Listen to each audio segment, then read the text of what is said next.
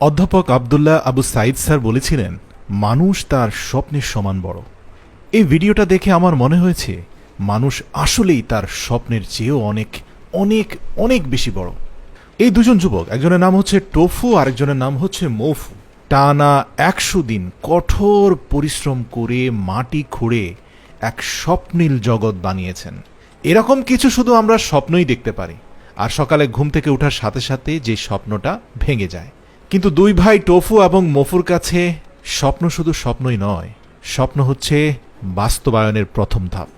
বিশ্বাস করুন, তারা যা করে দেখিয়েছে, এই পুরো ভিডিওটা দেখার পরে কিছু সময়ের জন্য আপনি নিজেকে অনেক বেশি পরিমাণে আত্মবিশ্বাসী ভাবতে থাকবেন। অলসতা কমে গিয়ে আপনার মধ্যে কর্মস্পৃহা তৈরি হবে। ভয় এবং আতঙ্ক কাটিয়ে নিজেকে আত্মবিশ্বাসী করতে চাইলে আমি অনুরোধ করব কয়েকটা মিনিট সময় নিয়ে ভিডিওটা দেখুন। আপনারা ইতিমধ্যে দেখতে পেয়েছেন বড় তাল গাছের উপরে তাল ধরার ডালগুলোকে কেটে সেখান থেকে এক বিশেষ ড্রিঙ্ক বা এক ধরনের রস বের হয়, যেটা মানব শরীরের জন্য খুবই উপকারী, তাৎক্ষণিকভাবে মানুষকে অত্যন্ত শক্তিশালী করে তোলে। প্রাকৃতিক বাঁশের গ্লাসের মধ্যে সেই রস সংরক্ষণ করে দুই ভাই পেট ভরে সেই রস পান করল। তো এ দু ভাই মোটামুটি প্রথম ৪ থেকে ৫ দিন এই ২০০০ স্কোয়ার ফিট জায়গাকে অন্তত ২ থেকে ৩ ফিট পরিমাণ গভীরে খনন করে ফেলল। তাদের লাইফস্টাইল দেখলে আপনি বুঝবেন তারা আজ থেকে আরও ২ থেকে ৩,০০০ বছর পূর্বে মানুষ যেভাবে কাজ করত সেভাবেই করে। তারা কঠোর পরিশ্রমের পরে পান করার জন্য তালের রস পান করে এবং বনের ভেতরে থাকা জঙ্গলের ফাঁকে ফাঁকে বিভিন্ন নালা বা বিল থেকে মাছ সংগ্রহ করে নিয়ে আসে, সেটাকে কলা গাছের মধ্যখানে ঢুকিয়ে প্রাকৃতিক উপায়ে দুটি ডালকে ঘর্ষণের মাধ্যমে আগুন ধরিয়ে কলা গাছের মধ্যে তাপ দিতে থাকে। এতে কলা গাছের ভেতরে থাকা মাছটা কোনো প্রকার তেল চর্বি ছাড়াই খুব ভালোভাবে সেদ্ধ হয়ে যায়। এরপরে দুভাই পেট ভরে সেদ্ধ মাছটাকে খেয়ে পর্যাপ্ত পরিমাণে প্রোটিন এবং নিউট্রিশন নিয়ে আবার তারা কাজে নেমে পড়ে। এ দুজন সকাল ৯টা থেকে বিকাল ৫টা পর্যন্ত অনবরত কাজ করতে থাকে। তারা খুব সামান্য সময় বিশ্রাম নেয়।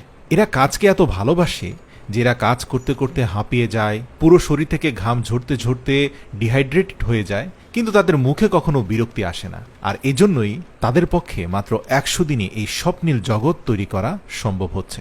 তাদের টানেলে প্রথম ২০ দিনের কাজ শেষ হওয়ার পরে তারা একটা সুড়ঙ্গ তৈরি করলো। স্বয়ংক্রিয় সিঁড়ির মাধ্যমে চাইলে যে কেউ খুব সহজে সেই টানেলে চলে যেতে পারে। আপনারা উপর থেকে দেখতে পাচ্ছেন যে জঙ্গলের মধ্যখানে তাদের এই টানেলের কার্যক্রম চলছে। এছাড়াও এর মধ্যবর্তী স্থানে তারা এমন একটা সুইমিং পুল করতে চাচ্ছে যেখানে ওয়াটার স্লাইডের মাধ্যমে সুইমিং পুলে নামা যাবে। খুবই দক্ষতার সাথে প্রত্যেকটা সিঁড়ি নির্দিষ্ট মাপ অনুযায়ী মাটিটাকে কেটে আলাদা করা হচ্ছে। এছাড়া ওয়াটার স্লাইডারগুলোকে এত চমৎকারভাবে করা হয়েছে দেখে মনে হবে কোনো দক্ষ ইঞ্জিনিয়ার এই কাজগুলোকে করেছে। তাদের এই কাজের ক্ষেত্রে একটা বিষয় আমার অবাক লেগেছে যে যত মাটি জমা হচ্ছে সেগুলোকে উপরে উঠাচ্ছে এবং উপরে চারপাশে যত মাটি জমা হচ্ছে সেগুলোকে আবার খুব দূরে নিয়ে সরিয়ে দিচ্ছে যেন তাদের কর্মক্ষেত্রের মধ্যে এসে মাটি চাপা না পড়ে। বিশ্বাস করুন, শুধুমাত্র আপনি চোখ বন্ধ করে একবার ভাবুন, দুজন মানুষ অনবরত এই মহাযজ্ঞের কাজ করে যাচ্ছেন। কি পরিমাণ পরিশ্রম সাধ্য কাজ ভাবলে হয়তো আপনার গা শিউরে উঠবে। কিন্তু আমি আপনাকে বলতে চাই এটা তারা সম্ভব করছে, তাহলে আপনি কেন পারবো না? প্রিয় দর্শক, দেখতে দেখতে প্রথম ৬০ দিন অর্থাৎ টানা ২ মাস পরিশ্রমের পরে তাদের মূল কাঠামোটার প্রায় ৮০ ভাগই শেষ হওয়ার পথে। তাদের সুইমিং পুলকে কেন্দ্র করে চারপাশে তারা রাজপ্রাসাদের আদলে সিঁড়ি এবং পিলারের সৃষ্টি করলো এবং মাটিটাকে এত চমৎকারভাবে কাটিং করছে, ডানে বামে কোথাও আপনি কোনো খুঁত খুঁজে পাবেন না। তাদের কাজ এমন নয় যে শুধু শেষ করে ফেললেই হবে, বরং তারা তাদের স্বপ্নের মতো করেই কাজটাকে শেষ করতে চায় এবং এই শিল্পের মাধ্যমে তারা তাদের নিজেদের পরিচয় তুলে ধরতে চায়। শেষ পর্যায়ে কাজ ১০০ দিনের মধ্যে শেষ করার জন্য তারা রাতে আগুন জ্বালিয়ে আবারও সেই বিল থেকে ধরা মাছ সেদ্ধ করে খেয়ে রাত জেগেও তারা কাজ করেছে।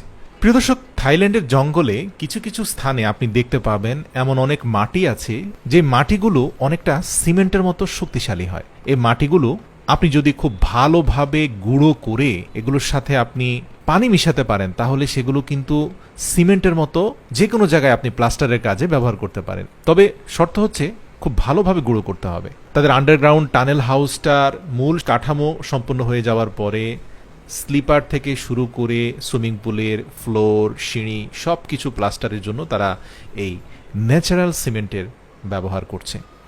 ওয়াটার সাপ্লিকেশনের জন্য ন্যাচারাল ওয়েতে তারা একটা বাঁশের মাচা তৈরি করলো। তাদের মাচার দেয়ালগুলোকে খুব ভালোভাবে এরকম সিমেন্ট মাটি দিয়ে চৌবাচ্চার আদলে তৈরি করে ফেললো। মাচার অগ্রভাগে 3টা বাঁশকে রাখলো, যে বাঁশগুলোর মধ্যখানের ব্লকেজগুলোকে তারা আগেই সরিয়ে দিয়েছে, যার কারণে এই বাঁশগুলোকে আপনি অনেকটা ন্যাচারাল পাইপ লাইন বলতে পারেন। তো নিচের সিমেন্টের উপরে তারা কিছু অ্যাকোয়া কালার মিক্স করলো, যাতে এর উপরে পানি ঢালার পরে পানির রংটা অত্যন্ত মনোমুগ্ধকর হয়।